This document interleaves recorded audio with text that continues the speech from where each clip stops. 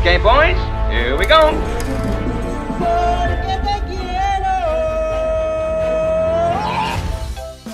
Halo Sobat Remuan Ati, balik lagi di Celengan Film. Hari ini hari yang ditunggu-tunggu. Channel ini sudah mencapai 100.000 subscriber. Dan ini semua berkat kalian semua yang sudah dukung channel ini untuk tetap berkembang. Maka aku ucapin banyak terima kasih buat kalian semua. Semoga selalu sehat dan selalu dalam keadaan bahagia.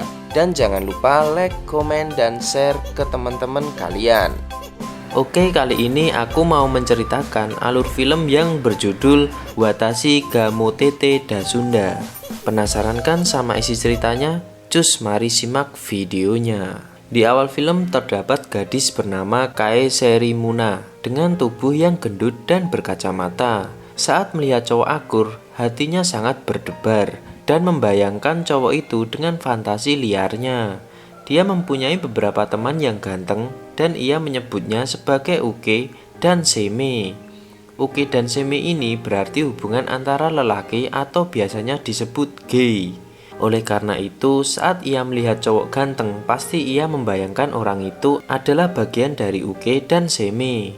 Di antara cowok-cowok ganteng terdapat nama-nama yang telah ia kumpulkan, di antaranya Mutsumi Asuma, Shinomiya Hayato, Igarashi Yusuke, dan Nanashima Nozumu. Karena itulah ia melakukan kebiasaan menjodohkan laki-laki dengan diam-diam agar teman-temannya tidak menganggapnya mesum dan menjijikkan.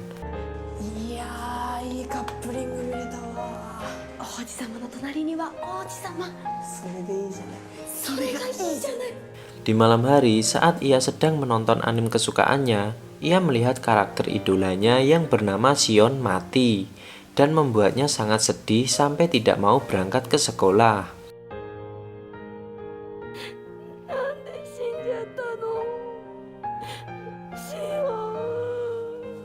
Karena beberapa hari tidak keluar kamar dan tidak makan, kakaknya pun memaksanya untuk keluar kamar agar mau bersekolah.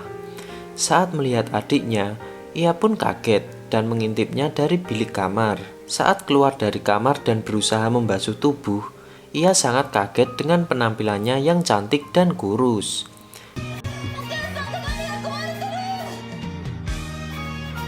Di hari selanjutnya, saat Kae Serimuna memasuki sekolahnya, teman-temannya tidak sadar bahwa orang cantik itu adalah dirinya.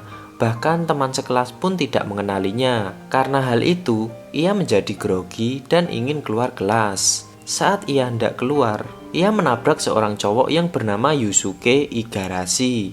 Melihat gadis itu cantik, ia pun langsung jatuh cinta padanya. Karena hal itu, ia berlari kepada temannya yang bernama Amane. Amane masih belum sadar bahwa itu adalah Kae. Ia baru sadar ketika Kae mengatakan bahwa karakter anime idolanya yang bernama Shion meninggal. Mengetahui bahwa gadis itu adalah Kae, sontak seluruh teman sekolahnya pun kaget. Masih tidak percaya bahwa Kae berubah menjadi cantik, Nanashima pun melihat langsung perubahan yang telah dialami Kae. Setelah Kae menengok ke arahnya, ia pun jatuh cinta pada pandangan pertama sambil mengatakan dengan bahasa Prancis Je t'aime, yang berarti cinta dalam bahasa Prancis. Melihat Nanashima mirip dengan karakter Shion, ia pun kembali sedih dan berlari keluar kelas sambil menangis. Saat ia berlari, secara tidak sengaja ia menabrak seorang cowok yang bernama Shinomiya. Shinomiya yang melihat Kae pun juga langsung jatuh cinta sambil mengatakan wo aini, yang berarti aku sayang padamu. Tak peduli dengan itu, Kae terus berlari. Tapi tak disangka, ada satu cowok ganteng yang mengenali dirinya, yaitu Asuma Senpai. Melihat hal itu, ia pun mengucapkan selamat pagi sambil terus berlari menuju halaman sekolahnya. Tak disangka, ia langsung diajak kencan oleh keempat cowok populer yang sebelumnya ia kagumi. Karena bingung, ia pun masih belum memutuskan untuk kencan dengan siapa. Kae dan Amane pun menyiapkan baju kencan yang bakal digunakan oleh Kae.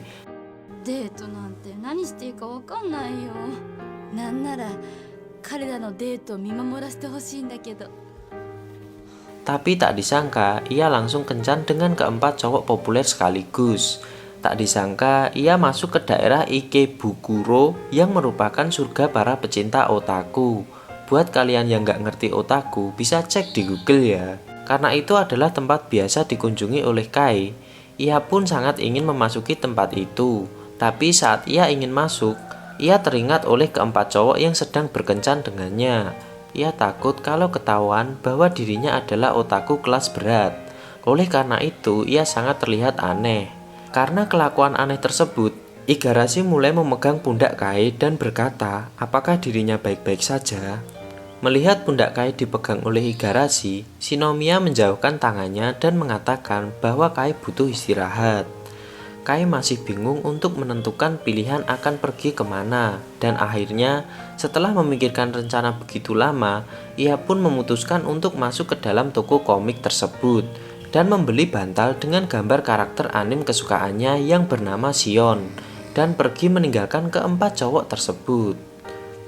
Tak disangka setelah ia pulang dan masuk ke dalam kamarnya, keempat pria itu datang untuk mengunjunginya di tengah malam. Ternyata keempat cowok tersebut tidak peduli dengan hobi yang dimiliki oleh Kai yang merupakan seorang otaku. Bahkan karena panik, mereka berempat mengunjungi Kai dan memastikan dirinya baik-baik saja.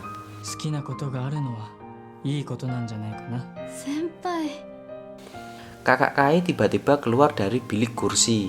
Awalnya ia mengatakan bahwa sebenarnya Kai lebih dari seorang otaku dan menyebut dirinya mempunyai fantasi yang aneh. Mendengar hal itu, Kai pun membantah dan menghentikan perkataan kakaknya tersebut. Keempat cowok itu membela Kai dan mengatakan sudah mengetahui semua hobi yang dimilikinya. Tapi kakak Kai yang iseng pun mengajak keempat cowok tersebut dan memperlihatkan koleksi komik yang dimiliki Kai yang memiliki genre cowok yang menyukai seorang cowok. Awalnya Kai mencoba menutupi semua itu, tapi tak disangka keempat cowok itu menerima semua hobi yang dimiliki oleh Kai. Bahkan Igarashi ingin meminjam komik yang disukai oleh Kai-chan dan ingin tahu lebih banyak tentangnya. Setelah itu, ia membuka sebuah kotak tempat ia berdoa, dan di dalam kotak itu terdapat foto Shinon yang merupakan karakter favoritnya yang telah meninggal. Melihat Kai berdoa, mereka berempat pun menirukan apa yang baru saja Kai lakukan. Pagi pun tiba. Di klub sejarah Shinomiya, Igarashi dan Nanashima terlihat kaget dengan komik yang ia baca. Komik yang Kai baca terlihat menjijikan karena membahas hubungan sesama jenis antara laki-laki. Tapi walaupun begitu, mereka tetap mempelajari hobi yang dimiliki oleh Kai-chan. Amane kaget karena semua rahasia yang dimiliki oleh Kai sudah terbongkar. Tapi walaupun begitu, ia lebih kaget karena keempat cowok keren yang saat ini mendekati Kai-chan terlihat bisa menerima dengan hobi dan fantasi yang dimiliki Kai. Bahkan saat di kelas, kedua cowok itu terlihat menyapanya dan seolah tidak terjadi apa-apa. Setelah itu, Kai dan Amane pun kaget karena tiba-tiba ada sekelompok otaku datang dan tiba-tiba saja meminta Kai untuk menjadi heroin. Heroin sendiri berarti tokoh utama wanita dalam sebuah anime, tapi saat ini Kai-chan akan ditunjuk sekelompok itu untuk tampil dalam sebuah panggung. Mendengar permintaan itu, Kai pun menerima ajakan tersebut dan setelah itu Shinomiya, Igarashi, dan Nanashima malah ikut datang untuk melihat Kai. Di ruangan itu, Kai satu-satunya cewek yang tampil sebagai heroin. Walaupun ada cewek cantik yang lain yang bernama Hirose Suzu, ia sering lupa dialog dan membuatnya tidak cocok untuk dijadikan tokoh utama dalam pertunjukan tersebut. Peran yang dimainkan Kai adalah seorang tuan putri yang suka menari.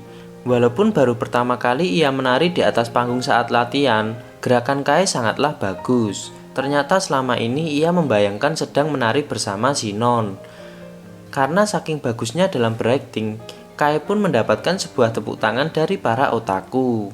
Nanashima sempat kesal dengan gadis yang sedang menari dengan Kai. Usut punya usut, gadis tersebut adalah putri dari Nishina Group, sekaligus pendonasi sekolah ini. Awalnya ia mengatakan pada Shinomiya, Igarashi, dan Nanashima, haruskan dia jadi pangeran di pertunjukan tersebut. Tapi ketiga cowok itu pun berdiri dan memandang ke arah Nishina dengan tatapan menyeramkan. Ternyata hal tersebut hanyalah gurauan semata. Tapi setelah hal itu, Shinomiya, Igarashi, dan Nanashima malah mengikuti kegiatan tersebut. Nanashima terlihat kesal karena ada adegan ciuman. Ia pun tidak memperbolehkan Kai ciuman dan mengatakan pada orang-orang bahwa dirinya adalah manajernya Kai. Shinomiya bertanya kepada Atsumi apakah dirinya juga jatuh cinta pada Kai-chan. Ia pun menjawab bahwa dirinya mencintai, bahkan ia juga berkata bahwa mencintai Shinomiya, Igarashi, dan Nanashima. Setelah itu mantan pacar Igarashi datang untuk menemuinya. Mereka pergi di sebuah kafe dan ngobrol bersama. Ternyata cewek itu ingin mengajak balikan, tapi ia tidak mau. Karena saat ini hanya Kailah satu-satunya cewek yang ia sukai. Ia pun pergi meninggalkan mantan pacarnya sendirian di kafe. Ternyata Nanashima dan Shinomiya datang dan menguping pembicaraan mereka berdua. Tak disangka mantan pacar Igarashi datang dan meminta pada Shinomiya agar bisa bergabung dalam pentas tersebut.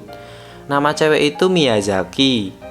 Saat cewek itu memperkenalkan diri, semua peserta yang hadir pun bertepuk tangan dan menerima kehadirannya.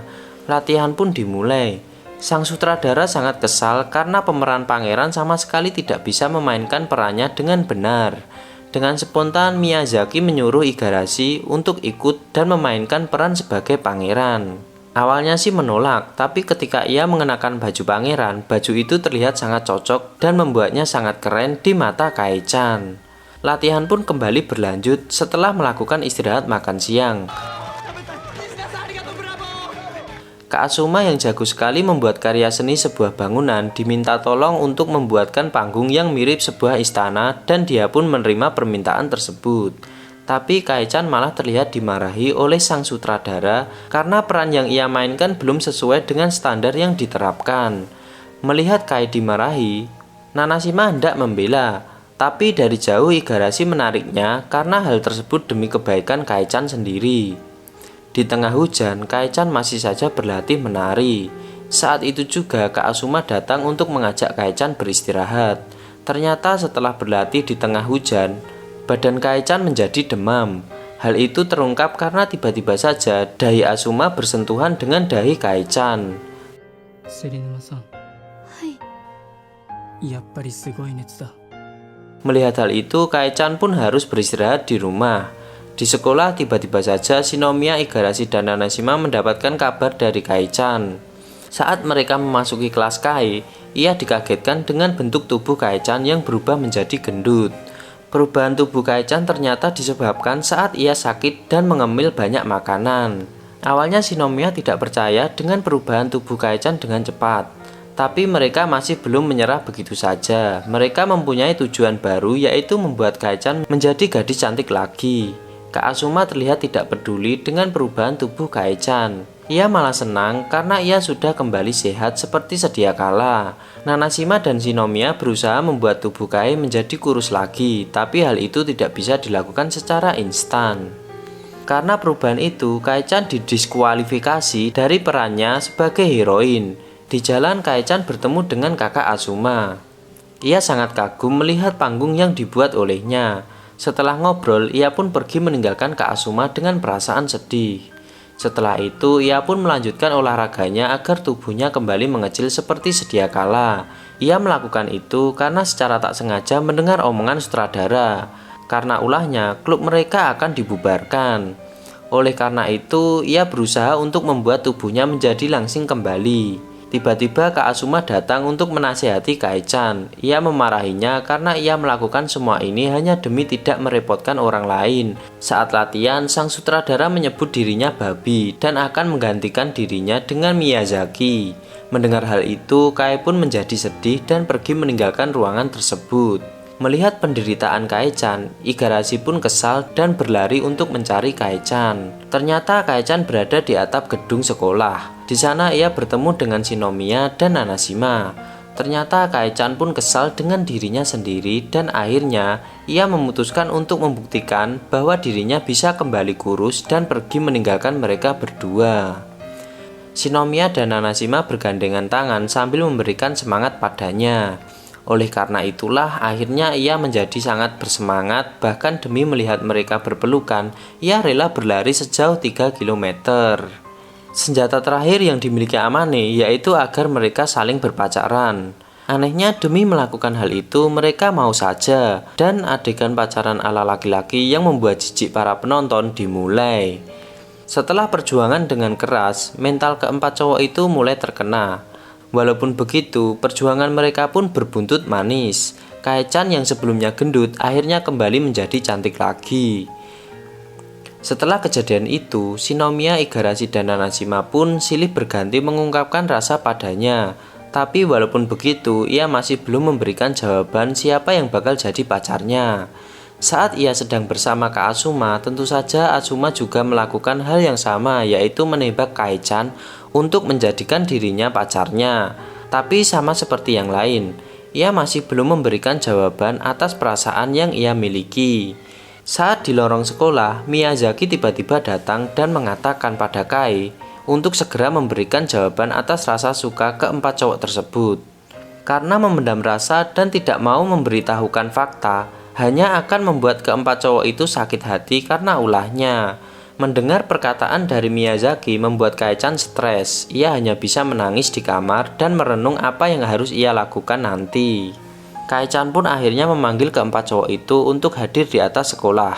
Kae-chan memberi pertanyaan kepada mereka berempat tentang apa dirinya.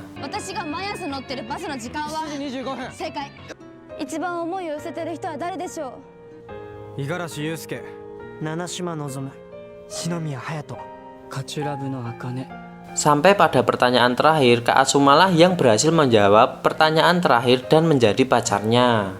Di adegan berikutnya, Kak Asuma dan Kae-chan pun melakukan kencan. Tapi di sini, Asuma mengatakan pada Kai bahwa seharusnya Kae-chan berkata jujur. 最後の問題さ、結局みんな振られたってことだよね。俺たちは芹沼さんが準備できるまで待ってるから。 Ternyata saat ia mengatakan hal itu, Shinomiya Igarashi dan Nanashima datang dari bilik pohon. Ia juga berkata pada Kae-chan bahwa mereka akan melakukan yang terbaik untuk membuat dirinya jatuh cinta pada salah satu orang di antara mereka berempat. Dan film pun tamat.